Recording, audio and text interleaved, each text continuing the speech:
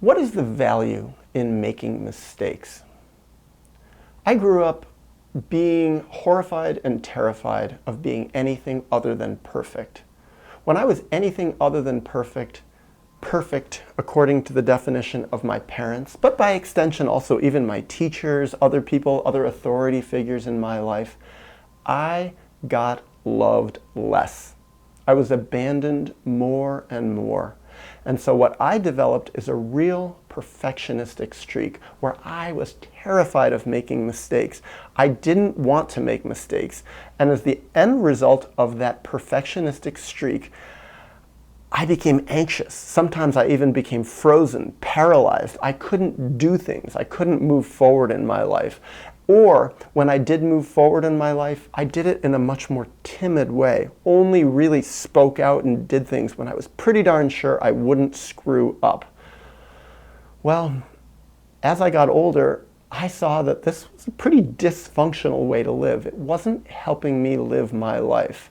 And so I started opening up and trying things much more and sometimes taking a lot more risk. And in earlier ways, earlier times in my life, some of those risks had consequences. I made some dumb mistakes. I did some pretty naive things that hurt myself, hurt other people. I'm sometimes lucky I didn't get myself killed.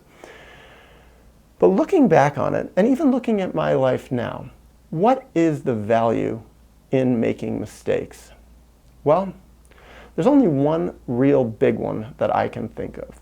The real value in making mistakes is it's a chance for us to take a step out of our lives and observe ourselves, to gain perspective on who we are, and to see who really are we, what are our strengths, what are our weaknesses. And sometimes it's very hard to look at ourselves in a way, dispassionate, objective way, unless we really screw up.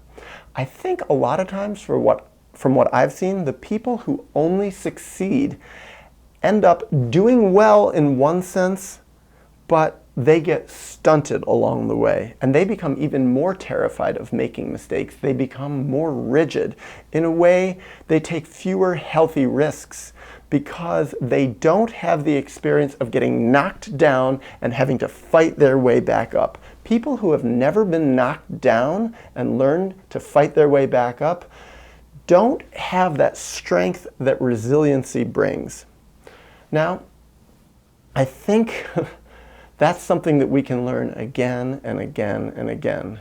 I know for myself, I've made a lot of mistakes. I've made some really bad ones. I've talked about this in other videos, like how I love that line from that Freddie Mercury song, and bad mistakes, I've made a few.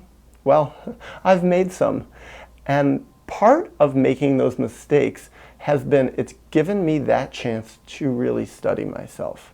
Now, in part, earlier in my life, when I made mistakes, the first thing that I wanted to do was pretend that I hadn't made a mistake, just bury it, deny it, even look at myself as a victim, or try to find ways to explain my way out of it. Oh, or lie even, I didn't do it. But as time went on, and I got stronger, and I got more away from people who just simply rejected me when I screwed up, I started seeing, I really can learn from this. I can really own what I have done that is bad or wrong or harmful to other people, harmful to myself, and really study it. But most importantly, I think study, why did I make those mistakes, especially interpersonal mistakes that really did cause harm to other people or ruptured relationships that I was in, friendships, whatever type of relationship, and really see, what was I acting out? What has been done to me that caused me to make this mistake? One thing I'm very glad is that I had a journal, that I could write down what I had done. I could write down my reactions in a safe place to really lovingly study what did I do. For me, that has been the value, to really learn from my screw-ups and really fundamentally change. Not just apologize or say I'm sorry, but to really look at myself and say, who am I? why did I do this? And not in terms of a public relationship with anyone else, but a private relationship with myself, to really fundamentally think about who I am, why I did what I did, what caused me to behave this way, and how can I change it, and how do I need to change it. And so I think for me, if I hadn't made mistakes, if I hadn't been able to own my mistakes and look at it, I wouldn't have been able to end up in the place where I am now. And to extrapolate it forward, I think it's the same thing now. To look at my behavior still, to look especially at my bad behavior when I see it, that it happens, when I see things come out of my mouth that I don't like, when I see things interpersonally that I do that I think, that's not all that healthy, or that's not as healthy as I could be, or that doesn't live up to my standards, that doesn't live up to my ethics, that doesn't live up to my morals, to really be able to take a step back and look at myself and love myself in spite of my bad behavior, and to really say, this is a chance for me to know more about my history, to know more about what's buried inside of me, to know more about my unconscious motivations, to learn more about areas in myself in which I'm still traumatized and I didn't realize it.